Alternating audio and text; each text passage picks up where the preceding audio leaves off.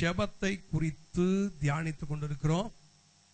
ஜெபத்தை குறித்து பேசுவதானால் இன்னும் பல மாதங்கள் நாம் பேசிக்கொண்டே இருக்கலாம். ஆனால் உங்களுக்கு இடையில ஒரு மாற்றத்தை கொண்டு வர வேண்டும் என்பதற்காக இந்த வாரம் ஜெபத்தை குறித்து தான் பேச போறேன். அடுத்த வாரம் ஒரு சின்ன மாற்றத்தை கொடுத்து அதற்கு பின்பு நான் வேறு ஏதாகிலும் கர்த்தர் எனக்கு கொடுக்கிற காரியங்களை பேச விரும்புகிறேன். நான் உங்களோடு கூட 1 தீமோத்தேயு 2வது அதிகாரம் 1வது வசனம் வாசிங்க. நான் பிரதானமாய் சொல்லுகிற புத்தி என்னவெனில் எல்லா மனுஷருக்காகவும் விண்ணப்பங்களையும் ஜெபங்களையும் வேண்டுதல்களையும் ஸ்தோத்திரங்களையும் பண்ண வேண்டும். நீங்க எல்லாரும் சேர்ந்து இப்ப ஜெபம் பண்ணுங்க பாப்போம். ஆண்டவரே, ஊழியக்காரனை பயன்படுத்தி எங்களுக்கு தேவையான வார்த்தைகளை தாங்கன்னு எல்லாரும் இப்ப ஜெபம் பண்ணுங்க. நீங்க எல்லாரும் சேர்ந்து ஜெபிக்கும் போது அது எனக்கு ஒரு பலன், ஒரு தேவனுடைய ஞானம் என்னிலே விளங்கும். Praise God. எல்லாரும் சத்வாயை திறந்து நல்லா ஜெபம் பண்ணுங்க பாப்போம். எல்லாரும் ஜெபம் பண்ணுங்க. எல்லாரும் எஸ் லார்ட். ஆண்டவரே, எல்லாரும் வாயை திறந்து எல்லாரும் ஜெபம் பண்ணுங்க.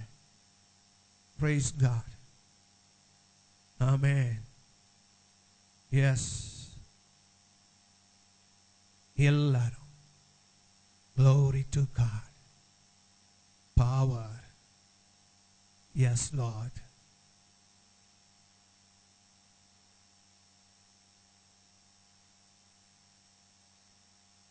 எல்லாரும் சார்பாகவும் ஒரு செகண்ட்ல ஒருவர் ஜெபம் பண்ணுங்க பாப்போம். Glory to God.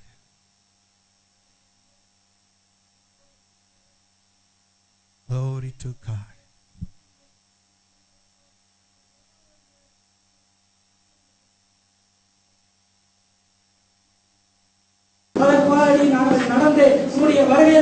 Yes, Lord.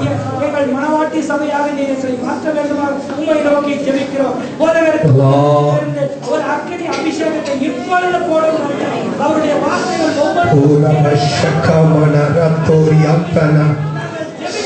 power of the Holy Ghost. Now that country, yes, and Yesu naamathina. Yesu naamathina. Power.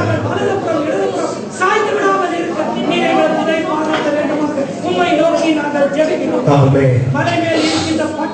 எப்பொழுதும் நாங்கள் தொடர்பிடக்கூடியவர்களாக நீர் எங்களை உயர்த்த வேண்டுமாக உம்மை நோக்கி நாங்கள் ஜெபிக்கிறோம். எல்லாவற்றையும் பொறுப்பாக அர்ப்பணித்து ஜெபிக்கிறோம். சுவாமி அங்கீகரியும் ஆசீர்வதியும் வழி நடத்தும். துதிகரமாய் மேலும் ஒருவருக்கே செலுத்துகிறோம். மீட்பர் இரட்சகருமாய் இயேசு கிறிஸ்துவின் விலையேற பெற்ற நாமத்தில் ஜெபிக்கிறோம். ஜெயம் எடுத்துக் கொள்கிறோம் ஜீவனுள்ள நல்ல பிதாவே. ஆமென். கர்த்தர் உங்களை ஆசீர்வதிப்பாராக.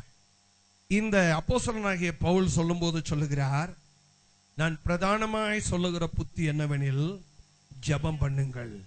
ஆமென். நான் பிரதானமாய் சொல்லுகிற புத்திமதிகள் அநேகம் உண்டு. அதிலேயே முத்தாய்ப்பான மேன்மையான மகுடமான ஒரு புத்திமதி என்னவெனில் ஜெபம் பண்ணுவது. எல்லாரும் செல்லெல்லாம் ஆஃப் பண்ணி வைங்க.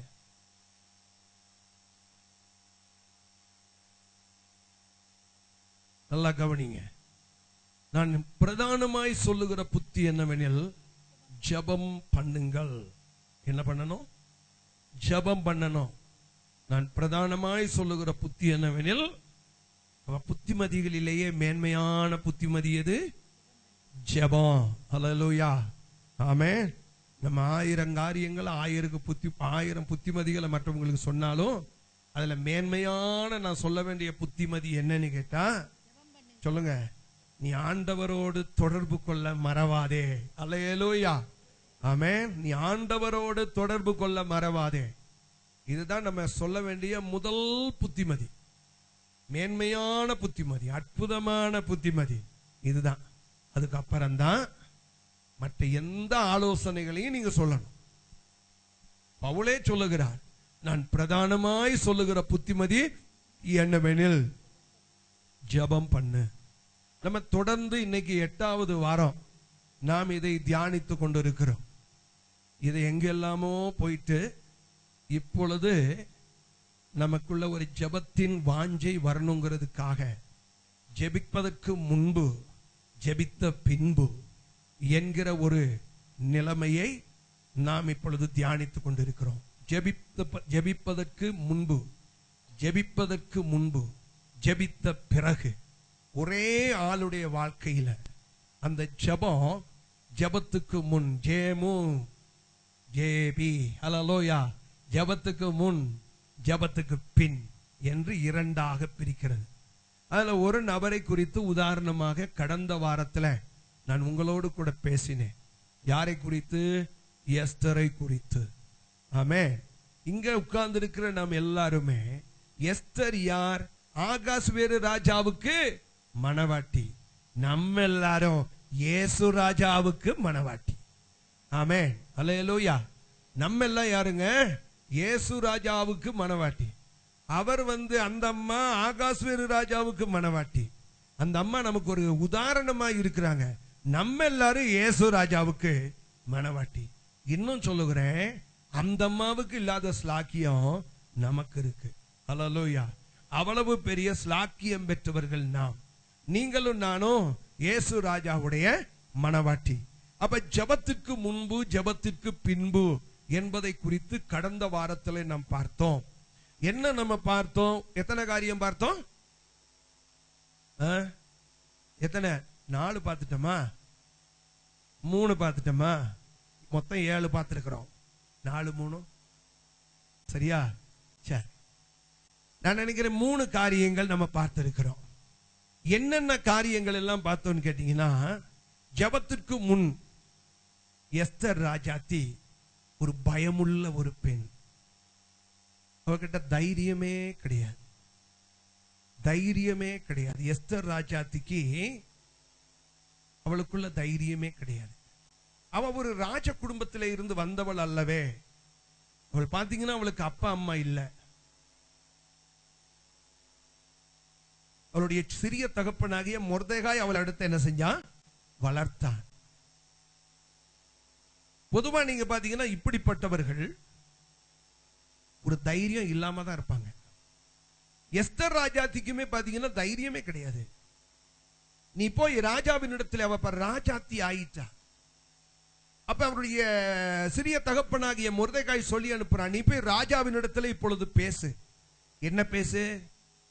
யூதர்கள் எல்லாரும் கொலை செய்யப்பட போகிறார்கள், நீ போய் பேசு. யாருக்கு தெரியும், உனக்கு இதற்காக தான் இந்த மேன்மையை கிடைச்சிருக்கலாம். இந்த நாளிலே நீ மௌனமா இருக்காத. ஆகையினாலே நீ போய் ராஜாவின் இடத்துல பேசு என்று சொல்லுகிறான். அதற்கு அந்த அம்மா என்ன தெரியுமா சொன்னாங்க? யாராவது ராஜா அழைக்கப்படாம போனா கொலை செய்யப்படுவார்கள். இது 127 நாடுகளுக்கும் மாறாத சட்டம். இந்த எங்கள் ராஜாவினுடைய ஆளுகைக்கு உட்பட்ட 127 நாடுகளிலும் இது மாறாத சட்டம். ஆகையினால நீங்க ஜெபம் பண்ணுங்க. அப்ப இந்த அம்மாவுக்கு என்ன இருந்துச்சு? உள்ள போறதுக்கு ஒரு பயம் இருந்துச்சுல்ல, தைரியம் கிடையாது இல்ல இல்லையா? ஆனா அந்த அம்மா சொல்றாங்க, நீங்க ஜெபம் பண்ணிட்டீங்கன்னு வைங்க, அந்த ஜெபம் எனக்கு ஒரு தைரியத்தை தரும். செத்தாலும் சாவேன் என்கிற அந்த தைரியத்தை உங்க ஜெபம் எனக்கு தரும், எங்கள் ஜெபம் எனக்கு தரும்.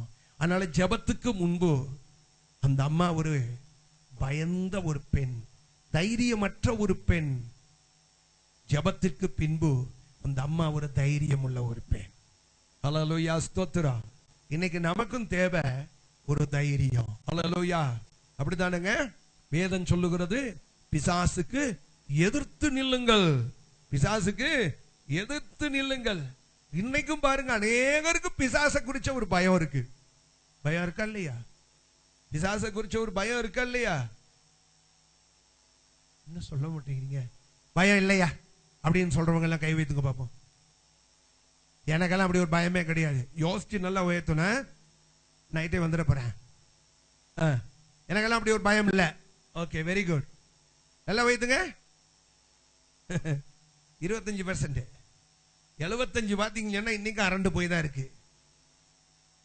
ஒழுங்கா ஜெபம் பண்ணுனா ஜெபிக்கிறவனுக்கு ஜெபத்துக்கு பிறகு ஒரு தைரியம் வரும். அல்லேலூயா. நீங்க வேதத்துல வாசிச்சு பாருங்க, எலியா தீர்க்கதரிசியை குறித்து வேதத்திலே வாசிக்கும் போது அவன் ஆகாப் ராஜாவுக்கு முன்பாக போய் நிற்கிறான். எப்படி இருக்கிறான்? ஒட்டக தோல் எல்லாம் உடையெல்லாம் தரிச்சு ஒரு வித்தியாசமான நிலைமையில ஆகாப் ராஜாவுக்கு முன்பாக போய் நிற்கிறான். எப்படி போய் நின்னான் தெரியுமா? தைரியத்தோட நின்னா. அவனுக்கு எந்த விதமான பின், அதாவது பேக் சப்போர்ட் எதுவுமே அவனுக்கு இல்ல. அவனுக்கு எந்த ஆளுகை செய்கிறவர்களின் அதிகாரமோ, இல்லாவிட்டால் நீ போ நான் பாத்துக்கிறேன் அப்படின்னு சொல்றதுக்கு யாரும் இல்ல. தன்னந்தனியனாய் அங்கே ஆகாப் ராஜாவுக்கு முன்பாக போய் நிற்கிறான். போய் நின்றவன் அவன் என்ன தெரியுமா சொன்ன? தேவனுக்கு முன்பாக நிற்கிற எலியா, உனக்கு முன்பாக நிற்கிறதுக்கு மூல தேவனுக்கு முன்பாக நின்னையா நானு? அல்லேலூயா. நான் எப்படி தெரியுமா இங்க வந்து இவ்வளவு தைரியமா நிக்கிறேன்? நான் நிற்பதற்கு காரணமே நான் தேவனுக்கு முன்பாக நின்றேன். அப்பொழுதுதான் நிற்கிற நேரம் ஆண்டவர் உன்கிட்ட போக சொன்னாரு. அல்லேலூயா. இல்லாட்டி உன்கிட்ட தான் வர முடியுமா? இல்லாட்டி உன் மனைவி இருக்காளே அப்பா, அவன் முன்னால வர முடியுமா? நான் இவ்வளவு தைரியமா வந்து நிற்கிறேன்னா நான் தேவனுக்கு முன்பாக நின்றதினாலே தான் நான் இப்பொழுது உனக்கு முன்பாக நிற்கிறேன். அல்லேலூயா. ஆகாப் ராஜாவுக்கு முன்பாக அவன் ஒரு மிருகம், அவன் ஒரு பிசாசு. அப்படிப்பட்ட ஒரு கொடிய ஒரு ராஜா தான் ஆகாப் ராஜா. அந்த ராஜாவுக்கு முன்பாக ஒரு எலியா தன்னந்தனியனாய் போய் நிற்கிறான் என்று சொன்னால் அது என்ன தெரியுமா சொல்லுகிறான்? என் வார்த்தையே அன்றி உனக்கு அதிகாரம் இருக்கலாம், என்ன வேணாலும் இருக்கலாம். நான் சொல்லலைன்னா மழை பெய்யாதியா, நான் சொன்ன வரைக்கும் மழை பெய்யாது போ அப்படின்னு சொல்லிட்டு. எவ்வளவு நாள் மழை பெய்யல? 3.5 வருஷம். வானம் அடைக்கப்படும், திறக்கப்படாது. பனிக்கு கூட நீ எதிர்ந்து அது கூட வராது, ஒண்ணுமே உனக்கு கிடைக்காது போ அப்படின்னு. அப்படி போய் யார் சொன்னது தெரியுமா? தேவனுக்கு முன்பாக நிற்கிற எலியா. என்னை அனுப்பினது அவரு. புரியுதா? தேவனுக்கு முன்பாக நின்னுட்டு தான் இங்க வந்திருக்கிறேன். நான் நிக்காம வந்திருந்தா உன் முன்னாலே எனக்கு நிற்பதற்கு தைரியம் இருக்காது. ஆமென். நான் ஜெபித்ததினாலே எனக்கு ஒரு விசேஷித்த தைரியம். ஹல்லேலூயா. ஆமென். எனக்கு ஒரு விசேஷித்த தைரியம். இன்னும் சில உதாரணங்கள் எல்லாம் சொன்னேன், அதெல்லாம் சொல்லிக்கிட்டு இருந்தா இந்த வார பிரசங்கத்துக்கு போக முடியாது. அதனால என்ன சொல்லுகிறேன்? இந்த உலகத்தில நமக்கு தேவை ஒரு தைரியம். ஆமென். நீதிமான் எப்படி இருப்பானா? சிங்கத்தை போல இருப்பான். ஆமென். சிங்கத்தை போல இருப்பான். யார் அந்த சிங்கமா இருக்க முடியும்? எலியாதான் அந்த சிங்கம். ஜெபித்த பின் ராஜாவின் அரண்மனைக்கு போனாலே அந்த எஸ்தர் தான் ஒரு சிங்கம். நீங்கெல்லாம் யாருங்க? அல்லேலூயா. ஆமென். பிசாசுக்கு பயப்படுகிற அத்தனை பேரும் அசிங்கம். ஆமென். அவனுக்கு முன்பாக எதிர்த்து நிற்கிறவர்கள் சிங்கம். அப்படித்தானே பொன்னி? நீ சிங்கமா சிங்கமா சொல்ல மாட்டேங்கிற? சிங்கம். சிங்கம். அல்லேலூயா. நம்ம யாரும் அசிங்கமா இருக்கக்கூடாது. ஆமென். மூஞ்செல்லாம் அழகா இருந்தாலும் ஆமென். எப்ப அழகு வரும்? எப்ப அழகு வரும் சொல்லுங்க, சொல்லுங்க. எப்ப அழகு வரும்? மோசே போய் மலையில போய் நின்று ஜெபம் பண்ணிட்டு கீழே இறங்கி வரான். அப்பந்தான் அவன் முகத்துல அழகே வந்துச்சு. சூரியன் பிரகாசிக்கிறது போல அவனுடைய முகம் பிரகாசித்தது. இதுவரைக்கும் நல்ல பாருங்க சூழ்நிலையை கர்த்தர் எப்படி மாத்தான். இதுவரைக்கும் மோசே ஜனங்களுக்கு பயந்தான், இப்பொழுது ஜனங்கள் மோசேக்கு பயந்தார்கள். அல்லேலூயா. ஆமென். ஜெபிக்கிறவனுக்குள்ள ஒரு தைரியத்தை கர்த்தர் எப்பொழுதுமே கொடுப்பார். அவனுக்குள்ள எப்பொழுதுமே ஒரு பயம் அவனை ஆளுகை செய்ய முடியாது. அதனால ஜெபிப்பதற்கு முன்பு எஸ்தர் ஒரு கோழையாக இருந்தாள். அவள் ஜெபித்த பின்பு காளையாக மாறிவிட்டாள். அல்லேலூயா. ஆமென். அதனால நம்ம எல்லாம் இப்படி என்ன செய்யணும்? நல்லா ஜெபிக்கணும்.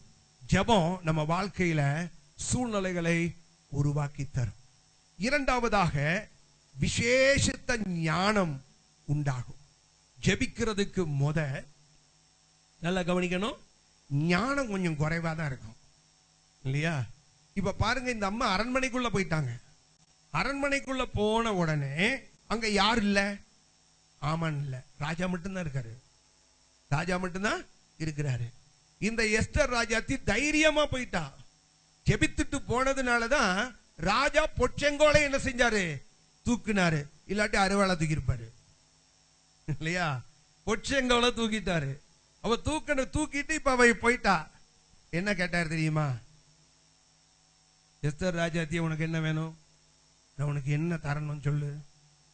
இந்த அம்மா ஞானம் இல்லாதவங்களா இருந்தா அவன் வர்றதுக்கு மூல எல்லாம் ஒப்பிச்சிடணும்னு நினைச்சிருக்கோம். இந்த அம்மா அப்படியெல்லாம் செய்யல. ஞானம் ஜெபித்தாதான் ஞானம் வரும். ராஜாவே ஒன்னும் இல்ல, உங்ககிட்ட நான் என்னத்தை கேட்க? நான் உம்முடைய மனைவியா இருக்கும் போது உம்முடையதெல்லாம் என்னுடையது, புரியுதா? என்ன ராஜ்யத்துல பாதியை நான் பிரிச்சுட்டு போய் என்ன செய்ய? வேண்டாம் ராஜாவே, நீர் தான் எங்களுக்கு ராஜா, புரியுதா? ஆமா, நம்ம கிட்டலாம் கேட்டிருந்தா என்ன செஞ்சிருப்போம்? பாதி வேணாம் ராஜாவே, ஒரு கால்வாசியை மட்டும் கொடு, இல்லையா? ஆமா, நம்மளா கேட்டோம், அவர் தானே கேட்டாரு வேணுமானு. ஆமா, ஆனா அந்த அம்மா ஞானம் உள்ள ஒரு பெண். அந்த அம்மா என்ன தெரியுமா சொல்லிச்சு? அதெல்லாம் வேண்டாம் ராஜாவே, ஒன்னும் வேண்டாம். நான் என்னைக்கு உமக்கு மனைவி ஆனேனோ அன்னதே எனக்கு ஒரு பெரிய பாக்கியம். நான் உன்னுடையவள், நீர் என்னுடையவர். என்னத்தை பிரிச்சு பார்க்கிறது? நான் இப்ப கேட்கறதெல்லாம், நான் ஒரு விருந்து வைக்க போறேன், அந்த விருந்துக்கு நீர் வரணும், விருந்துக்கு நீர் வரணும். எவ்வளவு ஞானமா பாருங்க. விருந்துக்கு கூப்பிட்டு அங்க உட்கார வச்சு காரியத்தை சாய்ச்சுட்டல்ல. அதுதான் உடுத்தா திராட்சை ரசம் குடிக்கிற நேரமே பேச வேண்டியதெல்லாம் பேசி, இனி கறிவறுவல் இருக்கு, இனி பொரியல் இருக்கு, 65 இருக்கு, 75 இருக்கு, அது எதுவுமே நீ சாப்பிடவே இல்லை. அதுக்கு முதல்ல சோழியை முடிச்சிட்டா. அல்லேலூயா. இதுல தான் ஞானம். ஆமென், ஆமென். எதை எப்ப செய்யணும், எதை எப்ப கேட்கணும், இதுதான் ஞானம். இந்த ஞானம் எப்ப கிடைக்கும்? இந்த உலகத்துல நாம் எப்படிப்பட்டவர்களாக இருக்கணுமா? ஆண்டவர் சொன்னார், பாம்பை போல வினா உள்ளவர்களாக இருக்க வேண்டும். அப்படி என்றால் சர்ப்பத்தை போல ஞானம் உள்ளவர்களாக இருக்க வேண்டும். சர்ப்பத்துக்கு இருக்கிற ஞானம் கூட இன்றைக்கு தேவனுடைய பிள்ளைகளுக்கு இல்ல. சர்ப்பத்துக்கு இருக்கிற ஞானம் கூட இன்னைக்கு தேவ பிள்ளைகளுக்கு இல்ல. அதனாலதான் ஆண்டவர் சொன்னார், பாம்பை போல வினா உள்ளவர்களாக இருங்கள் என்று ஆண்டவர் சொன்னார். அப்ப சர்ப்பத்துக்கு ஞானம் இருக்கான், தேவனுடைய பிள்ளைகளுக்கு ஞானம் இல்லையா? இந்த ஞானம் எப்ப வரும்? ஜெபிக்கும் போது வரும். யாக்கோபு 1:5 ஆண்டவர் அப்படித்தானே சொல்லி இருக்கிறாரு. அப்ப நம்ம இந்த உலகத்துல வாழணும்னு சொன்னா ஞானம் வேணும். ஜெபிக்கிறவன் ஞானம் உள்ளவனாயிருப்பான். அல்லேலூயா. ஜெபிக்கிறவன் ஞானம் உள்ளவனாயிருப்பான். நீங்க தானியேலை குறித்து நீங்க வேதத்துல வாசிச்சு பாருங்க. ஜெபித்து ஜெபித்து ஜெபித்து ஜெபித்து ராஜா நினைச்சுக்கிட்டு இருந்தா நம்முடைய அரசாங்கத்துல இருக்கிற இந்த இவர்கள் தான் ஞானம் உள்ளவர்கள், அவர்கள் தான் ஞானம் உள்ளவர்கள், இவர்கள் தான் ஞானம் உள்ளவர்கள்னு. ஆனா ராஜாவுக்கு ஒரு சொப்பனை வந்த நேரம் அன்னைக்குதான் ராஜாவுக்கு தெரியும் அத்தனை பேருமே கூர்லெஸ்னு. எப்படி புரியலையா? அத்தனையும் கூர்லெஸ். கூர்லெஸ்னா சொல்லுவோம் தெரியுமா? கூரே இல்லன்னு. கூரே இல்லாதவனுங்க அன்னைக்குதான் தெரியும். அப்பொழுதுதான் ராஜா கேள்விப்பட்டான், நம்ம தேசத்துல ஒருத்தன் இருக்கிறான், அவன் பாத்தீங்கன்னு சொன்னா எல்லாவற்றையும் அப்படியே செய்வான், சொல்லுவான். அவன் தேவ ஞானம் உள்ளவன். அவன் எப்படிப்பட்டவன்? இந்த தேவ ஞானம் தானியேலுக்கு தானா வரல. ஜெபித்து ஜெபித்து எத்தனை சோதனை வந்தாலும், தனக்கு விரோதமா எத்தனை அவதூறுகள் செய்தாலும், தனக்கு விரோதமா எத்தனை சட்டங்கள் போட்டாலும், தனக்கு விரோதமா எத்தனை காரியங்கள் வந்தாலும் ஜெபிக்கிறதுல குறைவே இல்லை. அதனால கர்த்தர் அவனுக்கு ஞானத்தை கொடுப்பதிலும் குறைவே இல்லை. அவனுக்கு பாத்தீங்கன்னா எல்லா சூழ்நிலைகளிலும் அவனிலே ஞானம் விளங்கினது. அந்த ஞானத்துக்கு காரணம் என்ன தெரியுமா? அந்த ஞானத்துக்கு காரணம் என்ன தெரியுமா? ஜெபித்ததினால தான். அப்ப ஜெபிக்கிறதுக்கு அவன் அடிமை, ஜெபித்த பிறகு அவன் ஞானி. அல்லேலூயா. மூன்றாவதாக தேவ மக்களுக்கு மூன்றாவதாக நம்ம பார்த்தோம். மூன்றாவது என்ன பார்த்தோம் கேட்டீங்கன்னா, எஸ்தர் 8வது அதிகாரம் 15-16 வசனங்களை நம்ம வாசித்தோம். ஆ ஆ ம் ஆ ஆ சூசான் நகரமானது ஆர்ப்பரித்து மகிழ்ந்து இருந்தது.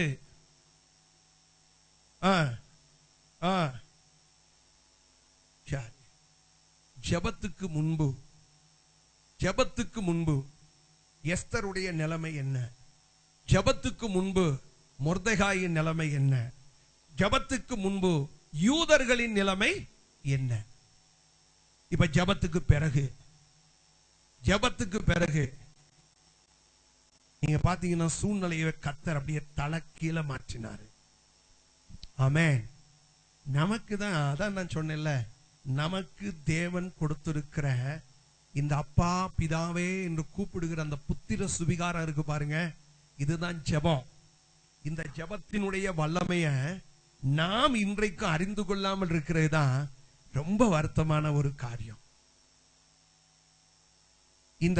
இந்த வசனத்துல நீங்க பாருங்க, ஜெபிக்கிறதுக்கு யூதர்களின் நிலைமை என்ன? ஜெபத்திற்கு முன்பு மொர்தெகாய் இருந்த இடம் அரண்மனையின் முற்றம். ஜெபத்திற்கு பின்பு அரண்மனை. சரியா? அரண்மனை. ஜெபத்திற்கு முன்பு யூதர்களின் நிலைமை என்ன? அவர்கள் அத்தனை பேரும் கொலை செய்யப்படுவதற்காக நியமிக்கப்பட்டவர்கள். ஜெபத்திற்கு பின்பு நீடித்த வாழ்க்கை வாழ்வதற்காக தேவனால் ஏற்படுத்தப்பட்டவர்கள். ஜெபத்திற்கு முன்பு யூதர்கள் எல்லாரும் ஒரே அழுகையும் புலம்பலும். வசனம் அப்படித்தானே சொல்லி இருக்கு, அழுது புலம்பினார்கள். ஜெபத்திற்கு பின்பு யூதர்கள் எல்லாரும் களிகூர்ந்து மகிழ்ந்தார்கள். அல்லேலூயா, ஆமென். ஜெபத்திற்கு பின்பு யூதர்கள் அத்தனை பேரும் களிகூர்ந்து மகிழ்ந்தார்கள். வேதம் சொல்லுகிறது, சூசான் நகரமே என்ன செய்ததா? களி கூர்ந்தது. அல்லேலூயா. உங்க அழுகை எல்லாம் களிப்பாய் மாற்றக்கூடியது கர்த்தருடைய சமூகம். ஆமென். தேவனுடைய சமூகம் தான் உங்களுடைய புலம்பலை எல்லாம் மாற்றக்கூடியது. ஆமென். உங்கள் கண்ணீரை எல்லாம் களிப்பாய் மாற்றக்கூடியது. அவர்கள் என்ன செய்தார்கள் தெரியுமா? அதற்கு முன்பு அவர்கள் அத்தனை பேரும் வேதம் சொல்லுகிறது, அவர்கள் ரட்டு உடுத்தினார்கள். அவர்கள் என்ன உடுத்தினார்களா? ரட்டு உடுத்தினார்கள். யார் முதல் கொண்டு 3 நாள் உபவாசம் போட்டாங்கல்ல, அந்த நேரத்துல மொர்தெகாய் பாத்தீங்கன்னு சொன்னா ராஜ அரண்மனையின் முற்றத்துல போய் ரட்டு உடுத்தி, என்ன உடுத்திருந்தா? ரட்டு உடுத்தினான். ரட்டு என்று சொல்லும் போது சாக்கு எடுத்து அவன் உடம்புல உடுத்தி கொண்டு அவன் ஆண்டவர் சமூகத்திலே அழுது புலம்புகிறான். ஆனா அதே மொர்தெகாய் 8வது அதிகாரத்துல வாசிச்சு பாருங்க, பட்டு உடுத்தினான். என்ன உடுத்தினான்? ரட்டெல்லாம் பட்டா மாறணுமே? சொல்லுங்க. ஜெபத்துக்கு வல்லமை உண்டு. ரட்டு எல்லாத்தையும் பட்டாய் மாற்றக்கூடிய வல்லமை. ஆமென். அல்லேலூயா. சொல்றது புரியுதாங்க? துக்கத்தை எல்லாம் மாற்றக்கூடியது. துக்கத்தை எல்லாம் மாற்றக்கூடியது. உங்க சூழ்நிலைகளையே மாற்றும். முற்றத்திலே வாழ்ந்த வாழ்க்கையை மாற்றக்கூடியது. முற்றத்தின் வாழ்க்கையை அரண்மனையாய் மாற்றக்கூடியது உங்கள் ஜெபம். ஆமென். சிறையிருப்பின் வாழ்க்கையை சிங்காசனமாய் மாற்றக்கூடியது உங்கள் ஜெபம். அவ்வளவு வல்லமை வேற யாருடைய ஜெபத்துக்கு இல்லைங்க, வேற யாருடைய ஜெபத்துக்கும் அல்ல. மொர்தெகாயுடைய இந்த சூழ்நிலைகளை இப்படி தலைக்கீழாய் மாற்றியது மொர்தெகாயின் ஜெபம் தான். யாருடைய ஜெபம்? மொர்தெகாய் இரட்டை பட்டாக மாற்றியதும், முற்றத்தை அரண்மனையாக மாற்றியதும், அமளியை களிகூறுதலாய் மாற்றினதும், கண்ணீரை களிப்பாய் மாற்றினதும் எல்லாம் இந்த மொர்தெகாயின் ஜெபம்தான். ஆமென். மொர்தெகாயின் தேவன் நம்முடைய தேவன். அல்லேலூயா. மொர்தெகாயின் தேவன் அவர் நம்முடைய தேவன். ஆகையினால உங்க சூழ்நிலை ஆத்மாவில் இருக்கட்டும், ஆவியில் இருக்கட்டும், சரீரத்தில் இருக்கட்டும், சூழ்நிலைகளை எல்லாம் உங்க ஜெபத்தினால கர்த்தராலே மாற்ற முடியும். ஆமென். அல்லேலூயா. எங்கேயும் போக வேண்டாம், யார்கிட்டையும் சொல்ல வேண்டாம். உங்க முழங்காலுக்கு அவருக்கு வல்லமை உண்டு. அல்லேலூயா. ஸ்தோத்திரம். நல்ல கவனிங்க. தேவன் தம்முடைய வல்லமையை வெளிப்படுத்துகிற இடம், தேவன் தான் யார் என்பதை உங்களுக்கு வெளிப்படுத்துகிற இடம் எங்க தெரியுமா? ஜெபம்தான். இதைதான் சங்கீதக்காரன் சொல்லுகிறான். நீங்கள் அமர்ந்திருந்து, ஆண்டவர் சொல்லுகிறார் சங்கீதக்காரன் மூலமாய், நீங்கள் அமர்ந்திருந்து. எங்க அமர்ந்திருக்கணும்? எங்க அமர்ந்திருக்கணும்?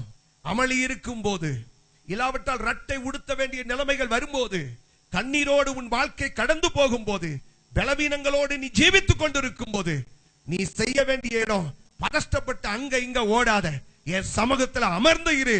நான் யாருங்கிறத நான் உனக்கு நிரூபித்து காண்பிப்பேன்.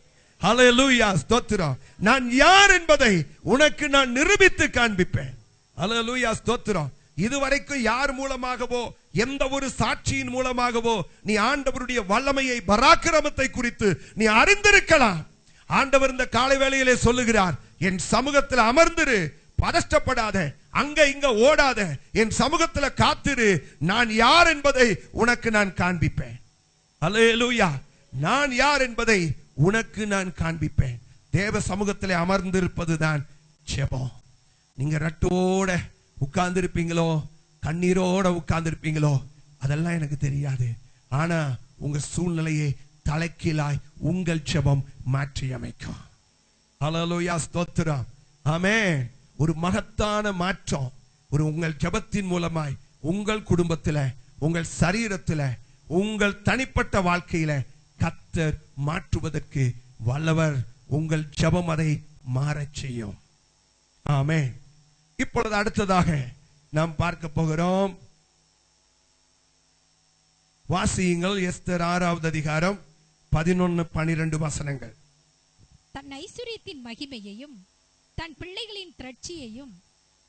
எஸ்தர் 6:11-12. அப்படியே ஆமான் வஸ்திரத்தையும் குதிரையையும் கொண்டு போய், அப்படியே ஆமான் வஸ்திரத்தையும் குதிரையையும் கொண்டு போய் மொர்தெகாயை அலங்கரித்து அவனை குதிரையின் மேல் ஏற்றி நகர வீதியில் உலா வரும்படி செய்து, ராஜா கனம் பண்ண விரும்புகிற மனுஷனுக்கு இப்படியே செய்யப்படும் என்று அவனுக்கு முன்பாக கூறினான். பின்பு மொர்தெகாய் ராஜாவின் அரண்மனை வாசலுக்கு திரும்பி வந்தான். ஆமோனோவென்றால் சஞ்சலப்பட்டு முக்காடிட்டு கொண்டு தன் வீட்டுக்கு தீவிரித்து போனான். மூர்க்கம் கொண்டவன் எல்லாம் உங்களுக்கு விரோதமா காரணம் இல்லாம மூர்க்கம் கொண்டவன் எல்லாம் முக்காடு போடணுமா? நீங்க போட்ட முக்காடுல நீங்க எங்க போறீங்க முக்காடு? நீங்க எல்லாம் காக்காடும் அரைக்காடு தானே போடுறீங்க. சரி, முழுக்காடு போட்டா மூஞ்சி முடியும். கவனிங்க, உங்களுக்கு விரோதமா மூர்க்கம் கொண்டு சிலர் எழும்புவார்கள். அது ஏன்னு நமக்கே தெரியாது. ஆமானுக்கு விரோதமா இஸ்ரவேல் அந்த யூதர்கள் எந்த காரியத்தையுமே செய்யல, எதையும் செய்யல. என்னன்னு கேட்டீங்கன்னு சொன்னா, இந்த அதாவது யூதனுக்கு கொஞ்சம், நான் யூதனுங்கிற இந்த தலக்கணம் உண்டு உண்டா இல்லையா? உண்டு. ஆமான் பெரிய அதிகாரத்துல இருந்தான், இவன் ராஜ அரண்மனையின் முற்றத்துல இருந்தான். புரியுதா? அந்த அதிகாரம் படைத்த ஆமான் பாத்தீங்கன்னா அப்படியே இறங்கி அரண்மனைக்கு போவாரு, அங்க இருந்து தான் ஆபீஸுக்கு போவாரு வருவாரு. இவர் மொர்தெகாய் பாத்தீங்கன்னா அவனை பார்த்து ஒரு குட் மார்னிங், குட் ஆஃப்டர்நூன், ஒரு குட் ஈவினிங் அதெல்லாம் சொல்லவே மாட்டான். சொல்றது புரியுதா? இதுலதான் ஆரம்பிச்சதே பிரச்சனை. இவனுக்கு என்னன்னு கேட்டீங்கன்னு சொன்னா, நான் ஒரு யூதன். ஆமென். பைபிள்ல என்ன சொல்லியிருக்கு, இந்த எஸ்தரை நீங்க வாசிச்சு பாருங்களேன். அவன் யூதன் ஆனால் அவனுக்கு முன்பாக நீ தான் தாழ்ந்து போவ. ஆமென், ஆமென். இவன் பாத்தீங்கன்னு சொன்னா யாருக்கும் தலை வணங்காத ஆளு. யாரு? மொர்தெகாய். இப்படிப்பட்ட இந்த மொர்தெகாய், இவனுடைய ஜனங்கள் தான் யூத ஜனங்கள். இவங்க எல்லாரையும் கொலை பண்றதுக்கு யார் முயற்சி பண்ணது? ஆமா,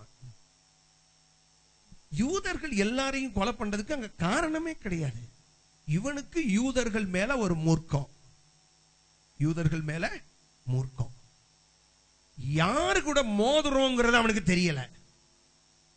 யாரு கூட? என்ன சொல்ல மாட்டேங்கிறீங்க? யாருக்கு? ஆமானுக்கு. யாரு கூட மோதுறோம் அப்படின்னு ஆமானுக்கு தெரியல. யூதர்கள் மைனாரிட்டியா இருக்கலாம் 127 தேசத்திலையும். ஆனா கர்த்தர் ஒருத்தரை கூட இருந்து அவர்களை மெஜாரிட்டி ஆக்குகிறவர். ஆமென், ஆமென். நல்லா கவனிக்கணும். யூதர்கள் அத்தனை பேரும் ஜீரோ தான். எத்தனை ஜீரோவை நீங்க போட்டுக்கிட்டே போங்க, ஜீரோ ஜீரோ தான். அந்த ஜீரோ அத்தனைக்கு முன்பாக கர்த்தர் ஒருவர் இருக்கிறார். ஒவ்வொரு ஜீரோவுக்கும் அங்க வேல்யூ உண்டு. ஆமென். ஒவ்வொரு ஜீரோவுக்கும் அங்க வேல்யூ உண்டு. ஆமென். இது யாருக்கு தெரியாது? ஆமானுக்கு தெரியாது. யூதர்களை கண்டான், ஆனால் யூதர்களோடு முன்பாக இருக்கிற கர்த்தரை அவன் காணல. ஆகையினாலே யூதர்கள் மேல் கை போடுவது மிகவும் எளிது என்று அவன் நினைச்சான். ஆகையினால என்ன செஞ்சான்னு கேட்டீங்கன்னா, யூதர்களின் மேல் அவன் மூர்க்கம் கொண்டான். யூதர்களின் மேல் மூர்க்கம் கொண்டான். யூதர்களோ ஆண்டவர் பாதத்துக்கு போயிட்டாங்க.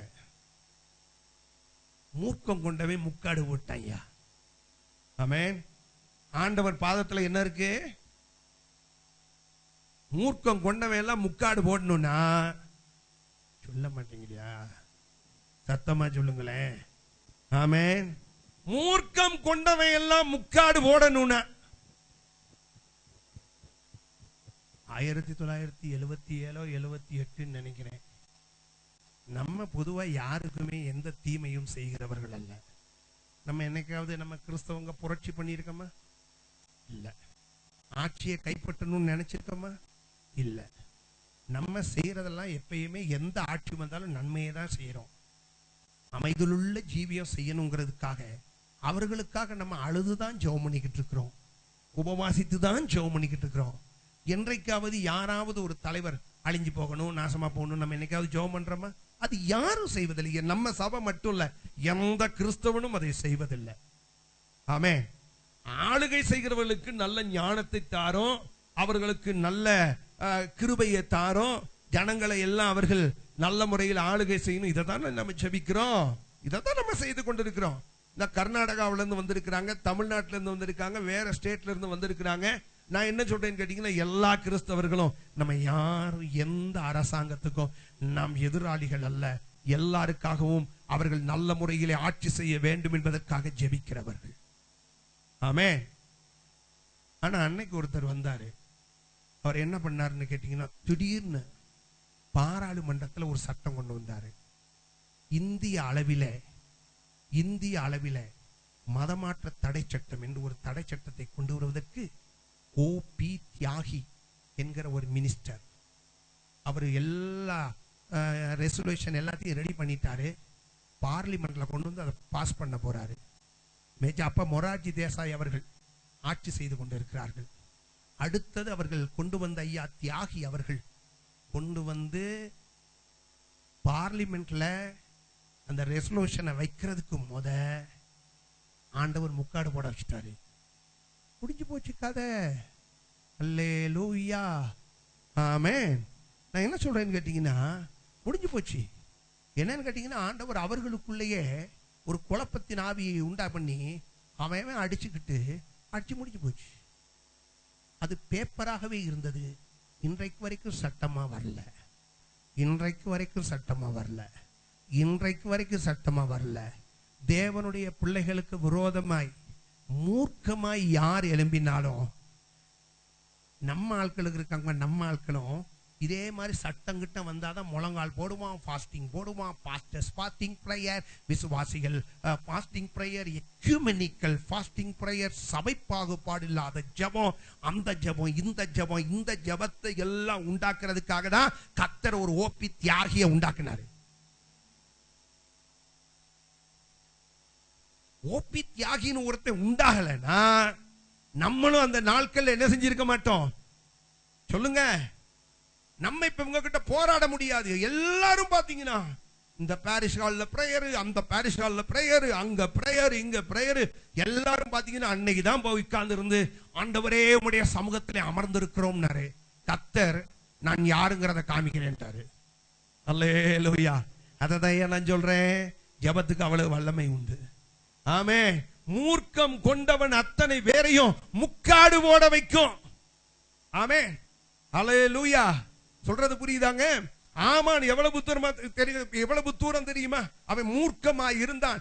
அந்த யூத ஜனங்களுக்கு விரோதமாய் ராஜா கிட்ட போய் சட்டத்தை எல்லாம் வாங்கி கையெழுத்தெல்லாம் வாங்கி அதை 127 நாடுகளுக்கு அனுப்பிட்டு ஒரு நாளை பிக்ஸ் பண்ணிட்டாரு. அந்த குறிப்பிட்ட நாளிலே எல்லாரும் கொலை செய்யப்பட வேண்டும். ஆமென். ராஜா தான் போட்ட சட்டத்தை தானே மாத்தினான். தானா மாத்தல, கர்த்தர் மாத்த வச்சாரு. ஆமென். கர்த்தர் எப்படி மாத்தினாரு? எல்லா ஜனங்களும் சேர்ந்து ஜெபிக்க ஆரம்பித்தார்கள். அல்லேலூயா. அதனால பட்சிக்கிறவன் யாரு? ஆமான். அவன் கையிலேயே பட்சணத்தை கொண்டு வர வச்சது ஜெபம் தானையா? ஆமென். அப்படித்தானே? அவன் தான் பாத்தீங்கன்னு சொன்னா அங்க கொண்டு போய் வச்சு இவனுக்கு மேல ஒரு பட்டு, இவனுக்கு மேல ஒரு ராஜ உடைய உடுத்து வச்சதே வேண்டாம். ஏன்னா ராஜாக்கு பதில் சொல்லணுமே. அதை போட்டு விட்டு அதுக்கு மேல பட்டு போட்டு விட்டு ராஜாவினுடைய கிரீடத்தை எடுத்து தலைக்கு மேல வச்சு மோதிரத்தை எல்லாம் போட்டு விட்டது யாரு? இவர் அப்படி நீட்டிக்கிட்டு நிப்பாரு, அவர் போட்டு விடுவாரு. அவர் அப்படி உட்கார்ந்துக்குவாரு, அவரே வந்து தலையில எல்லாம் வச்சு விடுவாரு.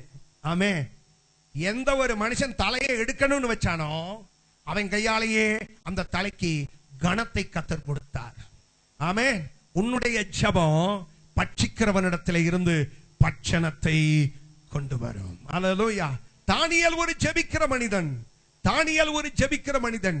ஜெபிக்கிற மனிதனாகிய அந்த தானியேல் அவனை கொண்டு போய் ராஜா தான் சிங்கக்கபியில போட்டான். அப்படிதானங்க? ராஜா தான் சிங்கக்கபியில போட்டான். ஆனா அதே ராஜா தானியேலுடைய ஜெபம் வீண் போகவில்லை. அந்த ஜெபமானது சிங்கக்கபியில இருந்து ராஜா அரண்மனைக்கு தானியேலை கொண்டு போனது. அல்லேலூயா, ஸ்தோத்திரம். அதனாலதான் சொல்றேன், என்னைக்குமே என் தலை எழுத்து நான் இப்படியே தான் இருக்கணும் போல. நீ ஜெபம் பண்ணாம இருந்தீனா இதை காட்டில மோசமாவே போயிடுவேன். நல்ல தேவ சமூகத்துல போய் அமர்ந்துரு. தேவன் உன்னை அழைத்தவரும் உன்னை ரட்சித்தவரும் உன் தாயின் கருவிலே உருவாகும் முன்னே உன்னை பெயர் சொல்லி அழைத்தவருமாகிய அவர் தான் யார் என்பதை உனக்கு காண்பிப்பார். ஆமென். இல்ல 1-2 பேர் எனக்காக ரொம்ப ஜெபம் பண்ணிக்கிட்டு இருக்கீங்க. உங்களுக்கு நன்றி. கண்ணை திறந்து ஜெபம் பண்ணுங்க. ஆமா, எனக்காக ஜெபம் பண்றாங்க. ரொம்ப நல்ல வல்லமையா பேசணும்னு புரியுதா? நீங்க கண்ணை மூடிக்கிட்டு ஜெபம் பண்ண என்கிட்ட இருக்கிற வல்லமை எல்லாம் போயிருது. எல்லாரும் கண்ணை திறந்து நல்லா ஜெபம் பண்ணுங்க. சரி, ஸ்தோத்திரம். இப்ப கவனிங்க. தேவ பிள்ளைகளுக்கு விரோதமாய் மூர்க்கம் கொண்டவன் முக்காடிடவும் பட்சிக்கிறவனிடத்துல இருந்து பட்சணம் கிடைக்கணும்னு சொன்னா உங்க ஜெபம் தான் அதை செய்யும். ஆமென். எத்தனை பேர் அதை விசுவாசிக்கிறீங்க? எல்லாரும் கரங்களை தட்டி கர்த்தரை மகிமைப்படுத்துவோம். ஹல்லேலூயா, ஹல்லேலூயா, ஸ்தோத்திரம், ஸ்தோத்திரம், ஸ்தோத்திரம், ஸ்தோத்திரம், ஸ்தோத்திரம். Praise the Lord. ஹல்லேலூயா, ஹல்லேலூயா, ஹல்லேலூயா, ஹல்லேலூயா. அடுத்ததாக நம்ம பார்க்க போகிற இன்னும் ஒரு காரியம். இதுவரைக்கும் பாத்தீங்கன்னா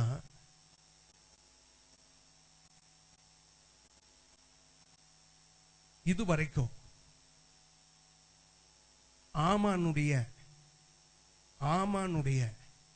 ஒரு இன்ஃப்ளூயன்ஸ் எங்க இருந்துச்சு சொல்லுங்க? ஆகாஸ்வேரு ராஜாவுடைய அரண்மனைக்குள்ளே இருந்தது. அப்ப இந்த ஆகாஸ்வேர ராஜாவுடைய அரண்மனைக்குள்ள இருந்தது யாருடைய இன்ஃப்ளூயன்ஸ்? ஆமானுடைய. ஆமா, ஒரு அது என்ன சொல்றீங்க இன்ஃப்ளூயன்ஸ்னா? அதிகாரமா? அதிகாரம் கிடையாது. இங்க எல்லாமே இங்கிலீஷ்லயே பேசி பேசி தமிழ் உங்களுக்கும் புரியல. நான் கேட்டது எனக்கு சொல்லவும் தெரியல. எனக்கு தெரிஞ்ச 2 வார்த்தையில ஒரு வார்த்தையை சொன்னேன் இங்கிலீஷ்ல. அதுக்கும் அர்த்தம் உங்களுக்கு தெரியலன்னா ரொம்ப வருத்தம். செல்வாக்கு. கரெக்டியா? யாரையா சொன்னதீங்க? Very good. சரி, அதாவது இந்த இவனுடைய ஒரு செல்வாக்கு அரண்மனைக்குள்ள இருந்துச்சு. என்ன சொன்னாலும் சரி ராஜா இவர் சொல்லிட்டாருன்னா போதும். there is no appeal. ராஜா அடுத்த வார்த்தை சொல்லவே மாட்டாரு. ஆமான் சொன்னா உடனே அவரு ஆமானுவாரு. என்னங்க மொத்த மொத்தத்துல சொல்ல போனா ஆகாஷ் வேறு ராஜா ஆமான் ஜாமி. புரியுதா? ஆமான் என்ன சொன்னாலும் ஆமா அப்படின்னு.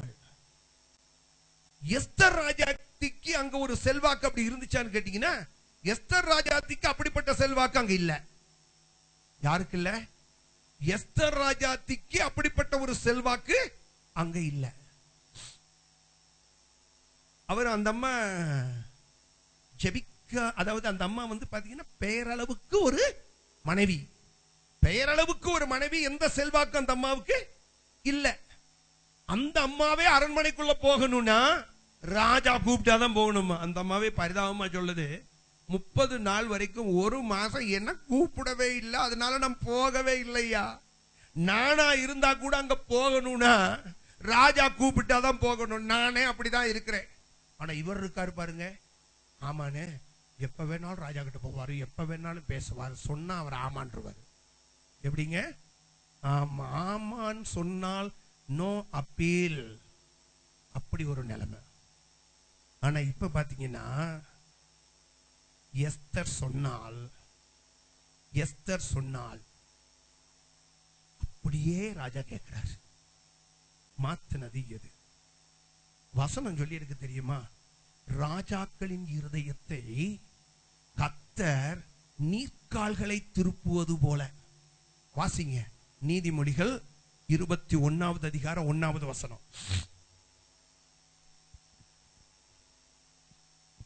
ராஜாவின் இருதயம் கர்த்தரின் கையில். ராஜாவினுடைய இருதயம் யார் கையில இருக்கு? ராஜாவின் இருதயம் யார் கையில இருக்கு? கர்த்தரின் கையில இருக்கான். நம்மை ஆளுகை செய்கிற எல்லாருடைய இருதயமும் யார் கையில இருக்கு? ஆமா, இத மறந்துடப்படாது. யாரும், நம்மளும் மறக்கப்படாது, ஆளுகை செய்கிறவங்களும் மறக்கப்படாது. ஆமென். ராஜாக்களின் இருதயம் கர்த்தரின் கையில் நீர்க்கால்களை போல் இருக்கிறது. நல்லா கவனி. நீர்க்கால்னா என்னங்க பெருசாங்க? ஒரு மண்வெட்டி இருந்தா போதும், திருப்பி விட்டுலாம். இதுக்கு ஜேசிபி எல்லாம் தேவையில்ல. நீர்க்கால்னா என்னங்க? சாதாரண ஒரு சின்ன வாய்க்கால். அதாவது எப்படின்னு கேட்டீங்கன்னா, எவ்வளவுதான் கொடினான இருதயம் உள்ளவர்களாக இருந்தாலும் கர்த்தர் நினைச்சானா இப்படி திருப்பி போடுவாராம். இதான் அர்த்தம். ஆமே. ஆளுகை செய்கிறவர்கள் எப்படிப்பட்டவர்களாக இருந்தாலும், அவர்களுடைய இருதயம் எவ்வளவு கொடிதானதா இருந்தாலும், அவர்களை கர்த்தர் நினைச்சா ஒரு சின்ன வாய்க்கால திருப்புற மாதிரி என்ன செய்வாரா? எங்கேயோ போற தண்ணியை நீங்க குச்ச வச்சே சில வேலைகள் என்ன செஞ்சிடறோம், அப்படியே தோண்டி எடுத்து நம்ம செடிக்கு அனுப்பிடுறோம்ல.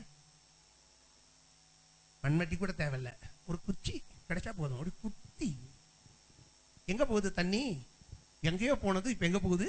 செடிக்கு போகுது, மரத்துக்கு போகுது. இதுக்கு நம்ம ஜேசிபி மிஷினை கொண்டு வந்தோமா? இல்ல. இதுக்காக எத்தனை பேர் வேலைக்கு விட்டோம்? ஒண்ணும் கிடையாது. நான் மட்டும்தான், என் கையில ஒரு குச்சி மட்டும்தான், ஒரு குத்து. ஆண்டவர் சொல்றாரு, ராஜாவுடைய இருதயம் கர்த்தருடைய கையில இருக்கான். கர்த்தர் நினைச்சாருன்னா நீர்க்கால்கள், அதாவது அவ்வளவு ஈஸியா அவங்க இருதயத்தை மாத்திடுவாராம். சித்தத்தின்படி அவர் திருப்புகிறார், திருப்பி போடுவாராம். ஆனா என்ன தெரியுமா? எப்ப திருப்புவார் தெரியுமா? சித்தத்தின்படி. எப்ப திருப்புவார் தெரியுமா? நல்லா கவனிக்கணும். நம்ம அவர் கையில தான் இருக்கு. அவர் நினைச்சா திருப்பிடுவாரு. ஆனா அவருடைய கையை அசைக்க வைக்கிறது நம்ம ஜெபம் தான். என்னையா சொல்ல மாட்டேங்கிறீங்க? ஆமென். ஜெபம், நம்முடைய ஜெபம் அவருடைய கையை அசைக்க வைக்கும். ஆமென். நம்முடைய ஜெபம் தான் அவருடைய கையை அசைக்க வைக்கும். அப்ப அவர் கையை அசைக்க ஆரம்பிச்சிட்டாருன்னா இருதயமே மாறி போகும். ஆமென். இதுவரைக்கும் ஆமானுக்கு ஆமாஞ்சாமி போட்டாரு. இப்ப எஸ்தருக்கு இந்த அம்மா என்ன சொன்னாலும் அப்படியே செய்வார். ஜெபத்துக்கு இருக்கிற வல்லமை என்ன தெரியுமா? சொல்லுங்க. கர்த்தருடைய இருதயத்தை உங்க பக்கமா திருப்ப வைக்கும். ஆமென். சத்தமாதான் சொல்லுங்களேன். அல்லேலூயா. ஆமென். சரியா? அப்ப நம்ம ஜெபிக்கிற நேரம் தான் நம்முடைய ஜெபம் என்ன செய்யும்? கர்த்தருடைய கரத்தை அசைக்கும். அசைக்கிற கரத்தில் இருக்கிற ராஜாக்களின் இருதயங்களை எல்லாம், சொல்லுங்க, நீங்க நம்ப மாட்டீங்க. குஜராத்தை ஆளுகை செய்து கொண்டிருக்கிற ஐயா மோடி அவர்கள், நம்ம நாட்டில், நம்ம தமிழ்நாட்டில் கூட எல்லாரும் சொல்றாங்க, மோடி அவர்கள் அப்படி இப்படி அப்படிங்கிறாங்க. நான் என்ன சொல்றேன்னு கேட்டீங்கன்னா, அந்த மாநிலத்துல நம்ம தமிழ்நாட்டில் எவ்வளவு சுதந்திரம் இருக்குன்னு சொல்றோம். ஆனா ஆலயம் கட்டணும்னு போனா வீடுக்குன்னு அப்ரூவல் வாங்கி நீங்க கோயிலை கட்டிக்கங்கிறான். என்ன சொல்றான்? வீட்டுக்குன்னு நீங்க அப்ரூவல் வாங்குங்க, சர்ச்சை கட்டிக்கிடுங்க அப்படிங்கிறான். ஆனா ஐயா மோடியுடைய மாநிலத்தில் பாத்தீங்கன்னா சர்ச்சுக்கு சர்ச்சுன்னு அப்ரூவல் கொடுக்குறாருங்க. ஆலயம் கட்டணும்னு சொல்லி போய் கேட்டா அவர் என்ன சொல்லியிருக்காரு? ஆலயம் கட்டணும்னு வராங்களா, ஆலயத்துக்குன்னு அப்ரூவல் கொடுத்துரு. எதுக்கு வீடுக்குன்னு கொடுத்து அவங்க அதை வீடு மாதிரி கட்டி அதுக்கப்புறம் உள்ள இருக்கிற செவுத்தை உடைச்சி இதெல்லாம் எதுக்கு? நாங்க இருக்கிற ஊழியக்காரர்களிடத்துல கேட்ட போது அவர்கள் சொல்லுகிறார்கள், எங்கள் மாநிலத்தில் மோடி அவர்கள் சர்ச்சுக்கு சர்ச்சுன்னு அப்ரூவல் கொடுக்கிறாரு, மசூதிக்கு மசூதின்னு அப்ரூவல் கொடுக்கிறாரு. அங்க பாத்தீங்கன்னு சொன்னா எந்த காரணத்தை கொண்டும் நான் கேட்டேன், உங்களுக்கெல்லாம் ஊழியத்துக்கு என்ன பிரச்சனைன்னு.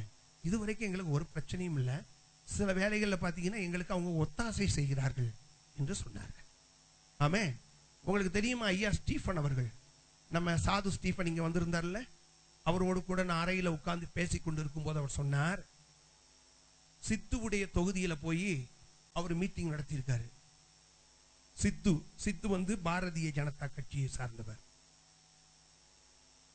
பாத்தீங்கன்னா அந்த தொகுதியில போய் மீட்டிங் நடத்துற நேரம் சித்துவே சொன்னாரா, இந்த தெருவுலேயே அவங்க என்ன செஞ்சுக்கிட்டும், மீட்டிங் போட்டுக்கிட்டும், யார் அவங்களுக்கு எந்த விதத்திலையும் டிஸ்டர்ப் பண்ணக்கூடாது, அவங்க போடட்டும். அந்த அந்த பொது தெருவில் நான் எதுக்கு சொல்றேன்னு கேட்டீங்கன்னா, ராஜாக்களின் இருதயம் கர்த்தர் கையில். நம்ம ஜெபித்தா கர்த்தர் அவர்கள் நீர்க்கால்களை போல திருப்புவார். அல்லேலூயா, ஆமே. நம்முடைய ஜெபம் நம்ம மேல மூர்க்கமா இருக்கிறவர்களை கூட நமக்கு நண்பர்களாய் மாற்றும். நம்மை பட்சிக்க நினைக்கிறவர்களை கூட நமக்கு பட்சணம் கொடுத்து உதவி செய்கிறவர்களாய் மாற்றும். நம்ம எதிர்ப்புகளையே பேசிக்கிட்டு இருக்கிறோம். நானும் செய்யல, நாமும் செய்யல. அந்த தவறை உணர்வோம். நம்முடைய ஜெபத்தினால சூழ்நிலைகளை கர்த்தராலே மாற்றி அமைக்க முடியும். ஆமே, அல்லேலூயா. எல்லாரும் நல்லவர்கள் தான். அவர்கள் இருதயத்தை நம்முடைய ஜெபம் நிச்சயமாகவே மாற்றி அமைக்கும். ஆமே, நம்முடைய ஜெபம் என்ன செய்யும்? மாற்றி அமைக்கும். நம்ம பாருங்க, இதுவரைக்கும் ஆமான் அங்கே செல்வாக்குடையவனாய் இருந்தான். 3 நாட்கள் உபவாச ஜெபத்திற்கு பின்பு மொர்தெகாயும் எஸ்தரும் அதே அரண்மனைக்குள்ளே செல்வாக்குடையவர்களாய் மாறிவிட்டார்கள். இப்ப பாத்தீங்கன்னா ஆமானுடைய நிலைமைய கர்த்தர் தலைகீழாய் மாற்றினார். அவனுடைய செல்வாக்கு அங்கே ஒன்றும் இல்லாமல் போனது. ஆமே. இன்னும் ஒரு சந்தோஷமான செய்தியும் நான் உங்களுக்கு சொல்றேன். வாசிங்க 5வது அதிகாரம் 14வது வசனம். 5:14. அப்பொழுது அவன் மனைவியாகிய சிரேஷும் அவனுடைய சிநேகிதர் எல்லாரும் அவனை பார்த்து 50 முழ உயரமான ஒரு தூக்கு மரம் செய்யப்பட வேண்டும். யாருக்கு? மொர்தெகாய்க்கு. அவன் என்ன பண்ணா? 50 முழ. சல்யூட் அடிக்காதவனுக்கு எல்லாம் தூக்கு மரம்னா என்ன ஆகும் இல்லையா? அவனுக்கு யார் சொன்னது? வாசிங்க அதை திரும்ப. அப்பொழுது அவன் மனைவியாகிய சிரேஷும் அவனுடைய சிநேகிதர் எல்லாரும் அவனை பார்த்து. மனைவியாவது நல்ல புத்தி சொல்லி கொடுக்க வேணாம் இல்லையா? மனைவியும் சொல்லி கொடுக்கிற என்னன்னு கேட்டீங்கன்னா, நண்பர்கள் அப்படிதான் இருப்பாங்க இல்லையா? மனைவியாகிய சிரேஷும் நண்பர்கள் எல்லாரும் அவனை பார்த்து. யாரை பார்த்து? ஆமானை பார்த்து 50 முழ உயரமான ஒரு தூக்கு மரம் செய்யப்பட வேண்டும். ஒரு தூக்கு மரம் செய்யப்பட வேண்டும். அதிலே மொர்தெகாயை தூக்கி போடும்படி நாளைய தினம் நீர் ராஜாவுக்கு சொல்ல வேண்டும். ஆமா, ஏன்னு கேட்டா நீர் எதை சொன்னாலும் ராஜா செய்வார். 50 முழத்துல ஒரு தூக்கு மரத்தை செஞ்சு அந்த தூக்கு மரத்துல மொர்தெகாயை தூக்கி போட வேண்டும் என்று அந்த ராஜா எப்படிப்பட்ட ஆள்னு பாருங்க. நீ போய் சொன்னா போதியா, நீ சொன்னது அப்படியே ராஜா செஞ்சு விடுவான். எப்படி இருக்கு பாருங்க. இந்த அம்மா சொல்றாங்க, நீ போய் சொன்னா அது அப்படியே நடந்துரும். வாசிங்க. நீ ராஜாவுக்கு சொல்ல வேண்டும், பின்பு சந்தோஷமாய் ராஜாவுடனே கூட விருந்துக்கு போகலாம் என்றார்கள். ஆமா, பாத்தீங்களா? தூக்க போட்டுட்டு அந்த தூக்கு போட்டு அவன் செத்து போயிருவான். அந்த சந்தோஷத்தை கொண்டாட நாம எங்க போகலாம்? விருந்துக்கு போகலாம். எந்த விருந்துக்கு? ராஜாத்தி செஞ்சிருக்கிற விருந்துக்கு போகலாம். ராஜாத்தியோட சித்தப்பாவை கொன்னுட்டு நம்ம போவோங்கிற. இது என்னையா அநியாயமா இருக்கு? நம்ம அப்புறம் எப்படி போகலாம்? அது சந்தோஷமா. அல்லேலூயா. எப்படிங்க? ஆமா, அவனை கொல்றது ஒரு சந்தோஷம். தேவ பிள்ளைகளை கொல்றதுல ஒண்ணு என்ன உண்டாதுங்க? சிலருக்கு சந்தோஷம். ஆனா ஒரு சந்தோஷம் ரொம்ப நாள் நிலைச்சிருக்காது. அப்படி சொன்னா வாசிங்க.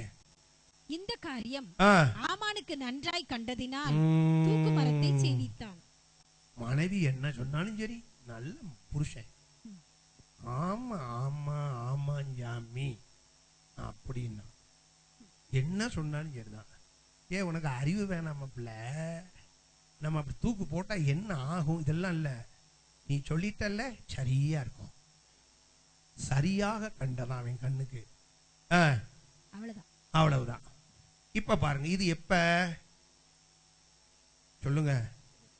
ஜெபத்துக்கு முத 7வது அதிகாரம் 9-10 வசனத்தை வாசிங்க. அப்பொழுது ராஜ சமூகத்தில் இருக்கிற பிரதானிகளில் அர்போனோ என்னும் ஒருவன், இதோ ராஜாவின் நன்மைக்காக பேசின மொர்தெகாய்க்கு ஆமான் செய்வித்த 50 முழ உயரமான தூக்கு மரம் ஆமானின் வீட்டண்டை நாட்டப்பட்டிருக்கிறது என்றார். ஆமா, இப்ப என்ன சொல்றான் இவன்? போய் இந்த அம்மா போய் இப்ப என்னன்னு கேட்டீங்கன்னா, ஜெபத்துக்கு முறைதான் உனக்கு அங்க செல்வாக்கு. ஜெபத்துக்கு முத அரண்மனையில உனக்கு செல்வாக்கு. ஜெபத்துக்கு பிறகு ஜெபிக்கிற எஸ்தருக்கு தான் செல்வாக்கு. அல்லேலூயா. இப்ப பாருங்க, அரண்மனையில நிலைமையே மாறி போச்சு. ஜெபத்துக்கு முத அதாவது ஆமானுக்கு தான் அரண்மனையில செல்வாக்கு. அதான் நான் சொல்றேன், அநேகர் இன்னைக்கு ஆளுகிறவர்களை அவர்கள் இன்ஃப்ளூயன்ஸ் பண்ணுவதற்கு காரணமே நம்ம ஜெப குறைவுதாங்கிறத நம்ம ஒத்துக்குவோம். எத்தனை பேர் ஒத்துக்கிறீங்க? எத்தனை பேர் ஒத்துக்கிறீங்க? நான் ஒத்துக்கிறேன். ஐயான் தப்பு, இது என்னுடைய தவறு, இது என்னுடைய தவறு. அரசாங்கத்துக்குள்ள தேவ பிள்ளைகளுடைய செல்வாக்கு வரணும்னா தேவ பிள்ளைகள் ஜெபிக்கணும். ஜெபித்தா இன்னைக்கு அந்த அரசாங்கத்துல அக்கிரம செல்வாக்கு கொண்டிருக்கிறவர்கள் அத்தனை பேரும் வெளியே போய் தேவ பிள்ளைகளின் செல்வாக்கு அரசாங்கத்துக்குள்ள வரும். விசுவாசிக்கிறீங்களா? விசுவாசிக்கிறீங்களா? விசுவாசிக்கிறவங்க ஒரு அல்லேலூயா போடுங்க. அல்லேலூயா. ஜெபித்து முடித்தான். மொர்தெகாயும் எஸ்தரும் ஜெபித்து முடித்தார்கள். இப்பொழுது பாத்தீங்கன்னா அரண்மனைக்குள்ள யாருடைய செல்வாக்கு தெரியுமா?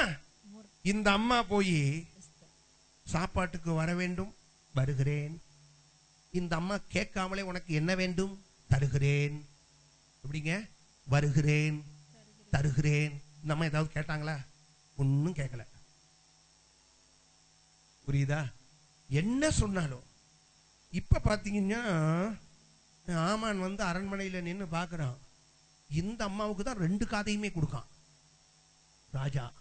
இவன் பேசுறத கேட்கிறான், ஆனா செவி கொடுக்கல. இப்ப இவன் சொல்ல ஆரம்பிச்சுதான். என்ன சொன்னான்? போன வாரம் சொன்ன ஞாபகம் இருக்கா? ஐயோ, நம்ம ஊரு நம்ம ராஜா நல்லா இருந்தாரியா, நல்லா இருந்தாராம். இப்ப பொண்டாட்டி பேச்ச கேட்க ஆரம்பிச்சிட்டாரியா. ஏன் நீ அதனப்பா பண்ணிக்கிட்டு இருக்க? தூக்கு மேல எப்படி செஞ்ச? உன் மனைவி சொல்லிதானே செஞ்ச. புரியுதா? நீ மாம்சீகத்துல உன் மனைவி சொன்னதை செஞ்ச. ஆனா இப்ப எஸ்தர் ராஜாத்தி ஜெபத்தோடு கூட காரியம் செய்யற காரியம் இது. ஆமென், ஆமென், ஹல்லேலூயா. அப்ப பாருங்க, ஜெபத்தோடு கூட காரியத்தை இப்ப ராஜா கிட்ட பேசுறா. ராஜா பாத்தீங்கன்னு சொன்னா ஆமான் சொல்றதுக்கு எந்த மதிப்புமே கொடுக்கறது இல்ல. எஸ்தர் என்ன சொன்னாலும் வீட்டுல போய் சொல்றேன் மனைவியை பார்த்து. என்ன சொன்னான் தெரியுமா சுபா? என்ன சொன்னான்னு கேட்டா, நம்ம ராஜா சரியில்லை, கெட்டு போயிட்டாரு, பொண்டாட்டி பேச்ச கேட்கிறாரு. என்ன கேட்கிறாரு? ஏன் நான் ஒன்னு சொல்றேன், நம்ம ராஜாவே பொண்டாட்டி பேச்சு தானே கேட்கிறாரு. நம்ம ஏசுராஜா, நம்ம ஏசுராஜா, நம்ம ஏசுராஜா சபதானையா மணவாட்டி, மணவாட்டி சொல்றது தானே அவர் கேட்கிறாரு. ஐயா சொல்லுங்க, சத்தமா சொல்லுங்க. நம்ம என்ன சொன்னாலும் அவர் மாட்டேங்கிறாரா? ஆமென்.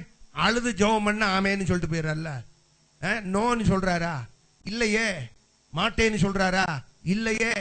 நம்ம அவருக்கு மனவாட்டி தானையா. பிசாசு அப்படிதான் நம்ம சொல்லிக்கிட்டு இருக்கேன். ஏசுநாதர் முந்தி மாதிரி இல்லையா, இப்ப பொண்டாட்டி பேச்சதான் கேட்காரு. அப்படின்னா என்ன அர்த்தம்? சபை சொல்றத ஏசுநாதர் அப்படியே கேட்கிறாராம். அல்லேலூயா. நீங்களும் நானும் தான் சபை. முழங்கால் போட்டு என்ன சொன்னாலும் அவர் ஆமேன்றுவாரு. ஆமே. நம்ம என்னத்தை கேட்டாலும் அந்த அரசாங்கம் ஆமென்றும் ஆமேன் என்றும் சொல்லும். அல்லேலூயா. ஆமே. அந்த பாத்தீங்கன்னா 127 நாடுகளை ஆண்ட ராஜா தான் இவர். சர்வத்தையும் ஆளுகிற சர்வ வல்லமையுள்ள ராஜா நமக்கு மணவாளனா இருக்கிறார். அல்லேலூயா, ஸ்தோத்திரம். என்ன சொன்னாலும் அப்படியே கேட்பாருங்க. ஆமே. அவருடைய சித்தத்துக்கு உட்பட்டு நீங்க எதை வேணாலும் சொல்லுங்க. நீங்க சொல்லுகிற காரியத்தை அவர் ஒரு நாளும் சொல்ல மாட்டார் நோனு. அவர் அப்படியே செய்வார். ஆமே. நம்ம ஆண்டவர் எப்படித்தானியா? அல்லேலூயா. அதனால இனிமேல் யாராவது மனைவி பேச்சை கேட்டா அவன் பொண்டாட்டி தாசைன்னு சொல்லாதீங்கோ. பொண்டாட்டி சொல்றதுதான் கேட்பான்னு சொல்லாதீங்கோ. ஏன்னா நம்ம ஆண்டவரே அப்படிதான். நம்ம சொல்றதானே கேட்கிறாரு. என்ன? அல்லேலூயா, அல்லேலூயா. ஆமென், ஆமென். சரியா? அப்ப என்ன நடந்துச்சுன்னா, சொன்னதை அப்படியே கேட்டு இப்ப என்னன்னு கேட்டீங்கன்னா, கடைசியில தூக்கு மரம் அங்க அவர் செஞ்சு வச்சுட்டாரு. மனைவி சொல்லிட்டா போதும், அவருக்கு விசுவாசம். தூக்கு மரத்தை தான் வீட்டு பக்கத்துல செஞ்சு வச்சுட்டாரு. செஞ்சு வச்சுட்டு யாருக்காக? யாருக்காக? நீ வேணா தற்கொலை பண்ண வேண்டியதானே, ஜெபம் பண்ணாத. நீ தற்கொலை பண்ண வேண்டியதான். உங்களை சொல்லல, நீங்க தான் நல்லா ஜெபம் பண்ணுவீல. ஜெபம் பண்ணாத. ஆமானே, நீ தற்கொலை பண்ண வேண்டியதான். நீ ஜெபிக்கிற ஒரு மனிதனுக்கு தூக்கு மரத்தை செஞ்சு வைக்க நீ யாரு? நீ யாரு? ஆமே. இப்ப என்ன நடந்துச்சு? 7வது அதிகாரம் 9-10 வசனங்களை வாசிங்க. அப்பொழுது ராஜ சமூகத்தில் இருக்கிற பிரதானிகளில் அர்போனோ என்னும் ஒருவன், இதோ ராஜாவின் நன்மைக்காக பேசின மொர்தெகாய்க்கு ஆமான் செய்வித்த 50 முழ உயரமான தூக்கு மரம் ஆமானின் வீட்டண்டை நாட்டப்பட்டிருக்கிறது, ஆமானுடைய வீட்டண்டையிலே நாட்டப்பட்டு இருக்கிறது என்றான். அப்பொழுது ராஜா அதில் அவனை தூக்கி போடுங்கள் என்றான். யாருக்கு? ஆமான கொண்டு போய் தூக்கி போடுங்க என்றான். அப்படியே ஆமான். நீ ஜெபிக்கலன்னா உனக்காக எவனாவது குழி தோண்டுவான். நீ ஜெபிச்சனா எவன் குழி தோண்டானா அவனையே அதில் போட்டுருவாங்க. நீ காக்கப்படுவாய். அல்லேலூயா, அல்லேலூயா. ஆமா, அப்படித்தானுங்க. ஆமென். அதனாலதான் சொல்றது, எத்தனை வேலை இருந்தாலும் கொஞ்சம் டைமை ஸ்பெண்ட் பண்ணுங்க ஆண்டவரோட. நீ காலையில எல்லாம் பாத்தீங்கன்னா எனக்கு எழுந்திருக்கவே முடியல. நான் 3 நாளா கிட்டத்தட்ட காய்ச்சல்ல கஷ்டப்படுறேன். ஆனாலும் கூட ஆண்டவர்கிட்ட என்னன்னு கேட்டீங்கன்னா, காலையிலேயே நேற்று நைட்டு இருமல் வேற வந்துருச்சு. இருமல் வந்து தூங்கவும் முடியல. எனக்கு இருந்த கவலை முழுவதும் என்ன தெரியுமா? ஒரேதான் தூங்கிட்டு 6 மணி வரைக்கும் தூங்கிட்டு எந்திரிக்கலாம், ஆராதனைக்கும் போது அவர்கிட்ட போக முடியாதே அப்படிங்கிற ஒரு கவலை என் உள்ளத்துக்குள்ள இருந்துகிட்டே இருந்துச்சு. டைமை பார்த்தேன். எனக்குள்ள இருந்த கவலை, நம்ம எல்லாருக்குள்ளயும் இந்த கவலை இருக்கணும். அவர் சமூகத்துக்கு போக முடியாம போயிடக்கூடாதே என்கிற ஒரு கவலை. அந்த சூழ்நிலையிலையும் நான் எழுந்து அமர்ந்து உட்கார்ந்திருந்து ஜெபிக்க கர்த்தர் கிருபை தந்தார். அந்த பலத்தோட தான் நிற்கிறேன். ஆமே. ஒருவேளை ஜெபிக்காம இருந்திருந்தா யாராவது நம்முடைய உதவி போதர்கள்ட்ட கேட்டுக்கலாம், நீங்க தான் பிரசங்கம் பண்ணுங்கன்னு. எனக்கு என்னன்னு கேட்டீங்கன்னா, என் ஊழியத்தை நான் தான் நிறைவேற்றணும். ஆமே. ஜெபிக்கிறவனுக்கு கர்த்தர் அதற்குரிய பலனை ஆண்டவர் கொடுப்பார். அல்லேலூயா, ஸ்தோத்திரம். இப்ப நான் சரீரத்துல எந்த பலவீனத்தையும் உணரல. நான் பலனாகவே இருக்கிறேன். எல்லா இடத்துலயும் நான் தான் பிரசங்கம் பண்ணுவேன். ஆமே. காரணம் என்னன்னு கேட்டீங்கன்னா, ஜெபிக்கிறவனுக்கு கர்த்தர் பலனை கொடுக்கிறார். ஆமே. நான் உங்களுக்கு சொல்லுகிறேன், ஜெபம் பண்ணுங்க. கொஞ்சம் நேரம் எடுங்க. எப்பொழுதுமே ஜெபிப்பதற்கு கொஞ்சம் நேரம் நீங்க எடுத்துக்கொள்ளுங்க. எப்பொழுதும். ஆமே. சூழ்நிலைகள் ஏதாவது வந்துருச்சுன்னு, ஆமான் எந்திரிச்சுட்டான், ராஜா வேற அப்படி செஞ்சிட்டாரு, நமக்கு சட்டம் வேற இப்படி போட்டான். பதஷ்டப்படாதீங்க. தனக்கு விரோதமாய் பத்திரத்துல ராஜா கையெழுத்து போட்டு விட்டார் என்பதை அறிந்த பின்னும் தானியேல் பதஷ்டப்பட்டு அங்க ஓடுறது இங்க ஓடுறது, தூக்கம் இல்லாம இருக்கிறது, அதெல்லாம் கிடையாது. அவன் பாத்தீங்கன்னா வழக்கம் போல தூங்குவான். ஜன்னலை எருசலேமுக்கு நேராக திறந்து வைப்பான்.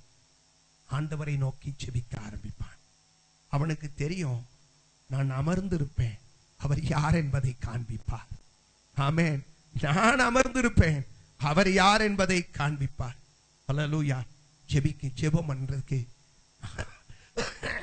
நல்லா நீங்க உங்களை அர்ப்பணிங்க. அப்படி நீங்க ஜெபிக்கும் போது என்ன நடக்கும் சொல்லுங்க? ஆமான் முக்காடு போட்டுருவான். ஆண்டவருடைய பிள்ளைகள் களி கூறுவார்கள். ஆமென். கடைசியா ஒண்ணே சொல்லி இந்த ஜெபத்துல உள்ள எபிசோட நான் முடிக்க விரும்புகிறேன். வாசியுங்கள். 9:1 இதோட முடிஞ்சது. வார்த்தையின்படியும் ராஜாவின் வார்த்தையின்படியும் அவனுடைய கட்டளையின்படியும் செய்யப்படுகிறதற்கு ஆதார் மாதம் என்கிற 12ஆம் மாதம் 13ஆம் தேதியிலே யூதரின் பகைஞர் அவர்களை மேற்கொள்ளலாம் என்று நம்பினார்களே. ஒரு டேட்டா பிக்ஸ் பண்ணிட்டாங்க. ஆமானோ அவனுடைய குரூப்பும் யூதரின் பகைஞர் என்ன செஞ்சாங்களா? அவர்களை யூதரின் பகைஞர் அவர்களை மேற்கொள்ளலாம் என்று நம்பினார்கள். யூதர்களை மேற்கொள்ளலாம் என்று நம்பினார்கள். ஏன்? நமக்கு யார் சப்போர்ட் இருக்கா? ராஜாவே நமக்கு சப்போர்ட்டியா? எங்களுக்கு ராஜாவோட சப்போர்ட் இருக்கியா? அல்லேலூயா. எங்களுக்கு யாரோட சப்போர்ட் இருக்கு? ராஜாவோட சப்போர்ட் இருக்கு. அதனால ஒரு டேட்டை பிக்ஸ் பண்ணி அவன் என்ன பண்ணானா? மேற்கொள்ளலாம். வாசிங்க. யூதரின் பகைஞர் அவர்களை மேற்கொள்ளலாம் என்று நம்பினார்களே, அந்நாளிலே தானே, அதே நாளில் தானே யூதரானவர்கள் தங்கள் பகைஞரை மேற்கொள்ளும்படிக்கு காரியம் மாறுதலாய் முடிந்தது. அந்த காரியத்தை மாற்றி அமைத்தது ஜெபம். இந்த காரியத்தை அவன் பிளான் பண்ணிட்டான். டேட்டு, மாசம், டேட்டு, டைம் எல்லாம் பிக்ஸ் பண்ணிட்டான். என்னன்னு கேட்டீங்கன்னா ராஜாவுடைய சப்போர்ட் நமக்கு இருக்கு. we need not worry. நமக்கு எதை பத்தியுமே நம்ம கவலைப்படணுங்கிற அவசியம் இல்ல. நம்ம என்ன செய்யலாம்? குறிப்பிட்ட நாள்ல 127 நாடுகள் என்ன செய்யலாம்? போட்டு தள்ளிடலாம். அதுக்காக பூர் என்கிற ஒரு சீட்டு. பூர் என்பது பாரசீக வார்த்தை. சீட்டு என்பதற்கு பாரசீக வார்த்தையில் என்னன்னு கேட்டீங்கன்னா பூர். சீட்டு போடுறாங்க. எந்த நாள்ல எப்படி போட்டு தள்ளலாம் அப்படின்னு சொல்லி சீட்டெல்லாம் போட்டாச்சு. எல்லாம் போட்டுக்கிட்டு முடிஞ்சு குறிப்பிட்ட நாளையும் பிக்ஸ் பண்ணியாச்சு. ஆனா என்ன நடந்துச்சு தெரியுமா? அந்த பூரை என்ன நடந்துச்சு? வாசிங்க. 9வது அதிகாரம் 24 இருந்து வாசிங்க. அம்மெத்தாவின் குமாரனாகிய ஆமான் என்னும் ஆகியான் யூதருக்கெல்லாம் சத்துருவாய் இருந்து யூதரை சங்கரிக்க நினைத்து அவர்களை அழிக்கவும் நிர்மூலமாக்கவும் பூர் என்னப்பட்ட சீட்டை போடுவித்தான். ஆனாலும் எஸ்தர் ராஜ சமூகத்தில் போய் யூதருக்கு விரோதமாய் அவன் நினைத்த அவனுடைய பொல்லாத யோசனை அவனுடைய தலையின் மேல் திரும்பும்படி கட்டளை பிறப்பித்ததினாலே அவனையும் அவன் குமாரரையும் மரத்திலே தூக்கி போட்டார்கள். ஆகையினால் அந்த நாட்கள் பூர் என்னும் பேரினால் பூரீம் என்னப்பட்டது. நல்லா கவனிங்க. பூர் பூரிமா மாறிடுச்சு. எப்படிங்க? அட சொல்லுங்க. பூர் பூரிமா மாறிடுச்சு. அல்லேலூயா. இப்ப பூர் எப்படி மாறிடுச்சு? பூர பூரிமா மாத்துறது ஜபந்தான். பூர் என்பது இஸ்ரவேல், அதாவது யூதர்களுக்கு வந்த திண்டாட்டமான நாள். கர்த்தர் அதை பூரீம் என்னும் கொண்டாட்ட நாளாக மாற்றினார். அல்லேலூயா. போராட்ட நாள். அந்த நாரை கர்த்தர் களிப்பின் நாளாக மாற்றினார். இது எல்லாம் செஞ்சது எது? ஜெபம் தான். யார் ஜெபம் பண்ணணும்? யார் ஜெபம் பண்ணணும்? யார் ஜெபம் பண்ணணும்? நான் தான் ஜெபம் பண்ணணும். எல்லாரும் அதை உணருங்க. நான் தான் ஜெபம் பண்ணணும். என் ஜெபத்துக்கு இத்தனை காரியங்களை அல்ல, இது அல்லாத எத்தனையோ காரியங்களை செய்யக்கூடிய வல்லமை என் ஜெபத்துக்கு உண்டு. ஆமே, நிச்சயமா காரியங்களை மாற்றி அமைக்கும். பதஷ்டமே வேண்டாங்க. அவர் சமூகத்தில் அமர்ந்திருங்க. அவர் தான் யார் என்பதை உங்களுக்கு வெளிப்படுத்துவார். ஆமே ஆமே. ஆனா நீங்க இப்படி இவ்வளவு காரியத்தெல்லாம் நான் உங்ககிட்ட இவ்வளவு பேசிக்கிட்டு இருக்கேன். இன்னும் இருக்கு. இப்ப என்னன்னு கேட்டீங்கன்னா, இதோட நிறுத்தியே அடுத்த வாரம் சொல்லி இருக்குது.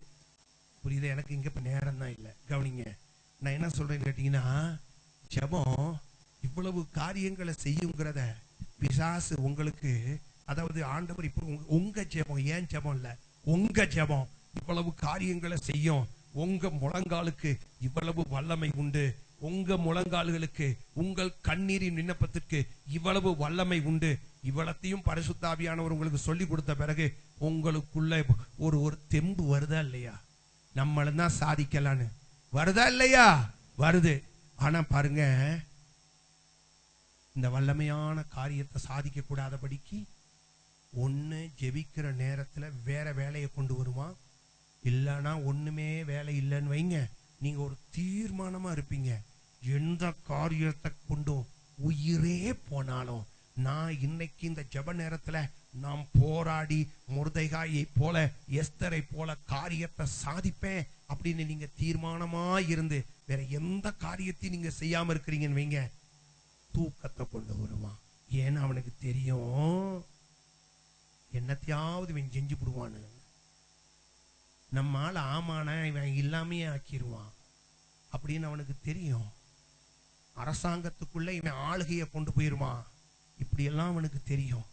அதனால நல்லா கவனிக்கணும், பிசாசு உங்க ஜெபத்தை தடுக்கிறதுக்கு என்னெல்லாம் செய்ய முடியுமோ அத்தனையும் செய்வான். ஆனாலும் கூட உங்களுக்கு நான் ஆவியானவர் உங்களுக்கு சொன்னதை சொல்லிட்டேன். உங்க ஜெபத்துக்கு இவ்வளவு வல்லமைகள் உண்டு. நீங்க காரியத்தை அப்படி தலைக்கீழா மாற்றக்கூடிய வல்லமை உங்களிடத்திலே உண்டு. மாற்றம் என்றால் இது சாதாரண மாற்றம் அல்ல, மகத்தான மாற்றம். இன்னும் சொல்லுகிறேங்க, உல்டானா தலைக்கீழ கர்த்தர் காரியங்களை உங்கள் ஜெபத்தை வைத்து செய்வார். அவ்வளவு வல்லமை உங்க ஜெபத்துக்கு இருக்கு. புரியுதா? அவ்வளவு வல்லமை இருக்கு. ஆகையினால இதை உணர்ந்து ஒரு தீர்மானம் எடுத்துட்டு போங்க. நான் ஜெபத்துக்குன்னு நேரத்தை ஒதுக்குவேன்.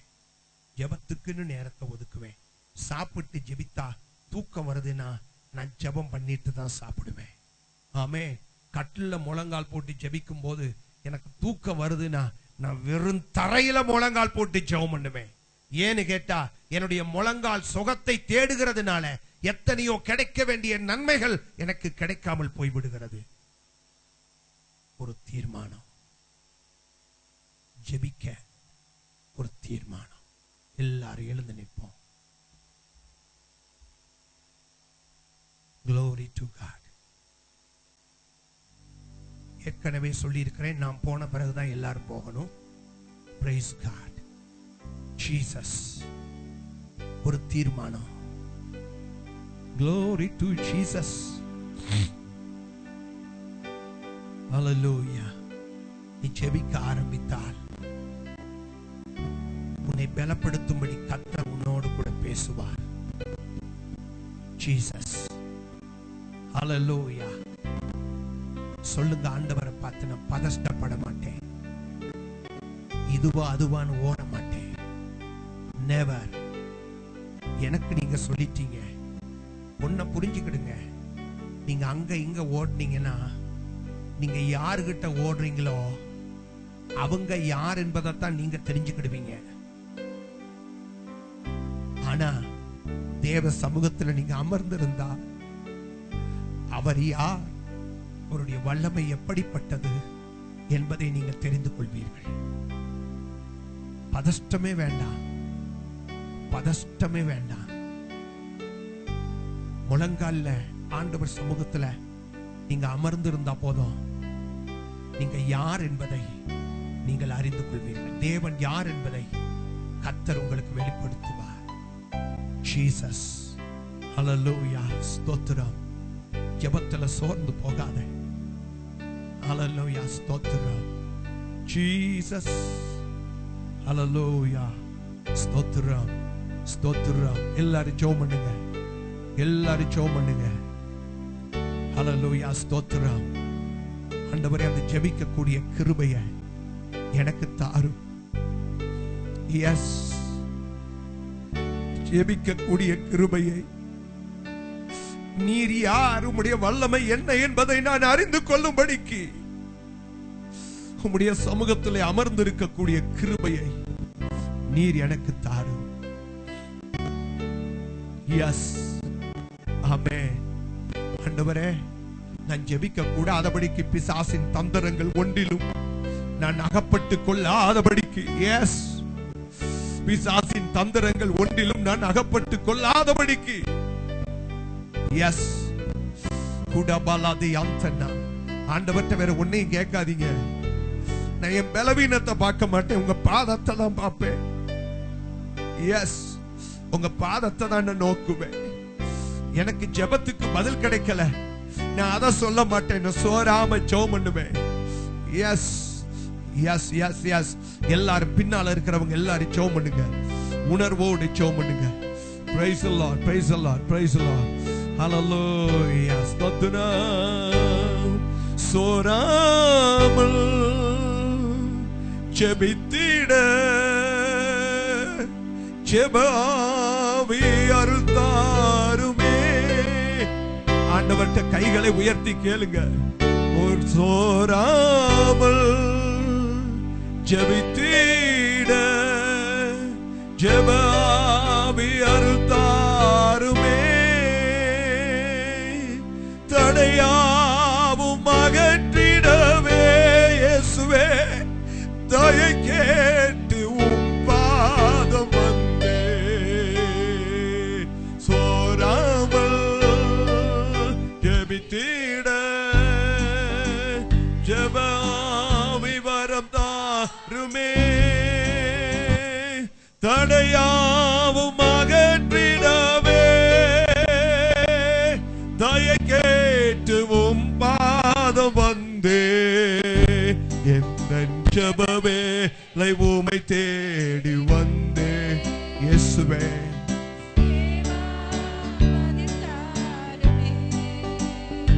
எந்தன் தஞ்சம், எந்தன் கோட்டை நீரே, உம்மை நான் நாடி வந்தே. கோட்டை எந்தன் தஞ்சம் நீரே, உம்மை நான் நாடி உம்மோடு என்னாலும் உறவாட அருள்தாருமே. கர்த்தாவே, உம் வார்த்தையை கேட்டிட காத்திரும். எஸ் மாஸ்டர், உம்மோடு என்னாலும் உறவாட அருள்தாருமே. கர்த்தாவே, உம் வார்த்தையை கேட்டிட காத்திருப்பேனே. எந்தன் ஜெபவேளை உம்மை தேடி வந்தேன். ஏசப்பா, தேவா வருதாருமே. எந்தன் கோட்டை, எந்தன் தஞ்சம் நீரே, உம்மை நான் நாடி. Yes, Lord.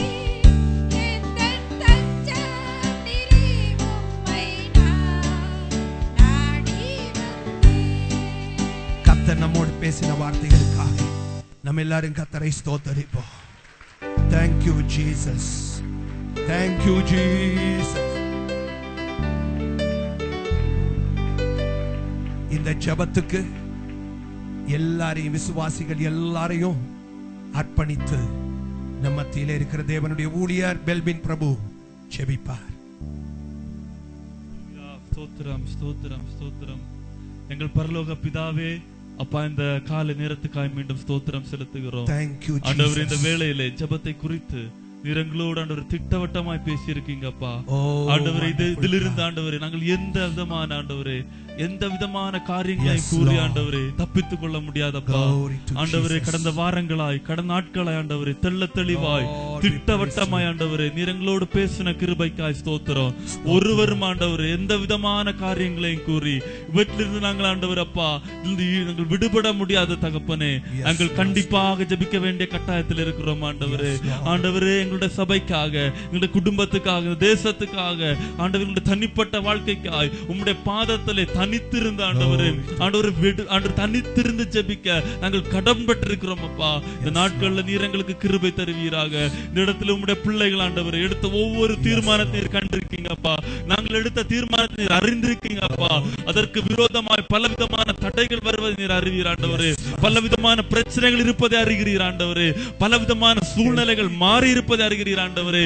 ஆனால் நாங்கள் நம்புகிற தேவன் சூழ்நிலை எங்களுக்காய் உருவாக்கி ஆண்டவரே உம்முடைய பாதத்திலே காத்திருந்து உம்முடைய பாதத்திலே தரித்திருந்து உம்மோடு பேசி ஆண்டவரே உம்மோடு உறவாடி உம்முடைய மகிமையை காணும்படி கிருபை தருவீராக. ஆண்டவர், இன்றைக்கு எங்களுக்கு முன்பாக அடைந்திருக்கிற பல வாசல்கள் உண்டு தகப்பனே. இன்றைக்கு எங்களுக்கு முன்பாக பலவிதமான பிரச்சனைகள் உண்டு ஆண்டவரே. பலவிதமான காரியங்களுக்கு எதிராக இருப்பதை அறிகிறீர். ஆனால் இன்றைக்கு நீர் எங்களோடு பேசினதை போல ஜெபத்துக்கு பின் ஆண்டவரே இவற்றை மாற்ற நீர் திட்டமிட்டிருக்கிறீரப்பா. நாங்கள் ஜெபித்தால் மட்டுமே இந்த பிரச்சனை மாறும் ஆண்டவரே. நாங்கள் ஜெபித்தால் மட்டுமே இந்த வியாதி மாறும் ஆண்டவரே. நாங்கள் ஜெபித்தால் மட்டுமே விடுதலை இறங்கி வரும் என்பதை நாங்கள் அறிகிறோம் ஆண்டவரின் நாட்களில் எடுத்த தீர்மானத்தில் நிலைத்திருந்து எந்த விதமான ஆண்டவரே பிரச்சனைகள் வந்தாலும் அஞ்சாமல் பயந்து போகாமல் ஆண்டவரே நிலைத்திருந்து ஜெபிக்க கிருபை தாரும். நீர் அப்படியே செய்கிற கிருபைக்காய் ஸ்தோத்திரம் ஆண்டவரே. இந்த சபை மூலமா ஒரு பெரிய திட்டத்தை வைத்திருக்கிற கிருபைக்கு நன்றி ஆண்டவரே. அப்பா, உம்முடைய நாமம் இதன் மூலமாய் மகிமைப்பட போறபடியால் ஸ்தோத்திரம். எங்கள் ஊழியம் மூலமாய் உம்முடைய நாமம் மகிமைப்பட போகிறபடியால் ஸ்தோத்திரம் பிதாவே. நீர் அப்படியே செய்துவிட்டு ஸ்தோத்திரம். பிசாசை வெட்கமடைய செய்த கிருபைக்காய் ஸ்தோத்திரம். உமக்கு நன்றி பிதாவே. நீர் மகிமைப்படுவீராக ஆண்டவர். வரக்கூடிய நாட்கள் முழுவதும் ஆண்டவர் இந்த செய்திகள் இந்த வாழ்க்கைக்கு மிகுந்த ஆசீர்வாதம் என்று பலவிதமான சாட்சிகளை கேட்க நீர் செய்ய போகிறீர். அதற்காய் ஸ்தோத்திரம். எல்லாவற்றிலும் உம்முடைய நாமம் மட்டும் மகிமைப்படுவதாக ஆண்டவரே. உம்முடைய அருமையான ஊழியக்காரரை நீர் பலப்படுத்தின கிருபைக்காய் ஸ்தோத்திரம். பலவீனத்தில் உம்முடைய பலனை கொடுத்து நீ தைரியப்படுத்தி ஆண்டவரே இந்த நாள் நம்முடைய வார்த்தையை அதிகாரத்தோடு உரைக்க நீ செய்த கிருபைக்காய் ஸ்தோத்திரம். தொடர்ந்துள்ள ஒவ்வொரு பகுதிகளிலும் இன்னும் அதிகமான பலத்தோடு அபிஷேகத்தோடு அதிகாரத்தோடு நீ கரங்கள் எடுத்து பயன்படுத்துவீராக. எல்லாவற்றும் நாம் மகிமைப்படட்டும். கடந்த உம்முடைய ஒவ்வொரு ஜனங்களையும் ஆண்டவரை திருப்தியோடு அனுப்புகிற கிருபைக்காய் ஸ்தோத்திரம். கடைசி மட்டும் உமக்காய் மட்டும் வாழ கிருபை தருவீராக. முற்றிலும் ஒப்பு கொடுக்கிறோம் ஐயா, முற்றிலும் ஒப்பு கொடுக்கிறோம். சகல துதி கன மகிமை அப்பா உமக்கே செலுத்துகிறோம். இயேசு நாமத்தில் ஜெபங்களும் பரிசுத்தம் நல்ல பிதாவே, ஆமென். என் ஆத்துமாவே கர்த்தரை ஸ்தோத்திரி, என் ஆத்துமாவே கர்த்தரை ஸ்தோத்திரி. சகல உபகாரங்களையும் நம்முடைய கர்த்தராகிய இயேசு கிறிஸ்துவின் கிருபையும் பிதாவாகிய தேவனுடைய அன்பும் பரிசுத்த ஆவியானவருடைய அந்யோன்ய ஐக்கியமும் நம் அனைவரோடும் இயேசு கிறிஸ்துவின் வருகை பரியந்தம் இருப்பதாக. அல்லேலூயா. அப்படியே இருங்க.